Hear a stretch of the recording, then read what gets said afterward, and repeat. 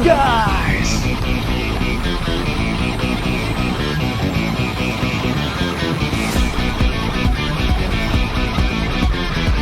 Semua ni aku nak beli. Hai guys, nama saya Gordon The Great Hobbyman dan promosi Mystery Box dah kembali lagi di Al-Ikhlas dan kali ini siap dengan duit raya. Dan kali ini setiap cawangan ada bagi duit raya Setiap cawangan mesti akan ada 90 orang yang berpeluang untuk bawa balik duit raya tu. Senang je, korang hanya perlu belanja RM100 macam aku ni. RM100 dah boleh masuk. Kalau belanja sampai 200 dalam satu resit tu dapatlah 2 Mystery Box kan. Event ni bermula daripada 26 sampai 29 Mac 2026 je tau. Dan yang best kali, korang tak akan dapat kereta yang fantasi. Mesti barang yang bagus punya. Alright, yang ni 100 dapat satu mystery box ya.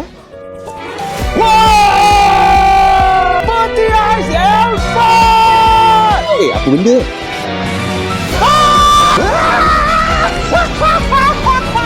Kau nak koyak lagi ke?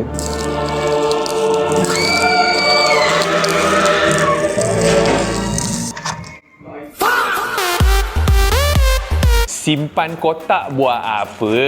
Buatlah display guys. Tengok, kalau korang simpan dalam kotak, korang tak akan tahu betapa glossy-nya dia punya cat je. Lepas tu, pegang kat tangan memang rasa kualiti sejuk. Lah sebab besi kan. Dan sport rim dia tu memang details. Dan cermin depan dia tu nampak macam dah tinted ya. Menarik guys. Untuk yang Pagani pula buang benda ni, korang akan dapat display box yang macam ini. Memang sangat cantik details Pagani dia ni ya. Dia punya corak carbon fiber kat body emas dia tu. Dia punya lampu, dia punya side mirror, dia punya details dekat dalam tu memang nampak sangat teliti guys. Aku suka dia tulis Imola dekat sini ya. Siap dapat sport rim extra dekat sini. Ni menarik ni. Alang-alang dah dapat 1000. Semua ni aku nak beli. Alright, jadi sampai di sini saja video kita. Kita jumpa lagi di video yang baru.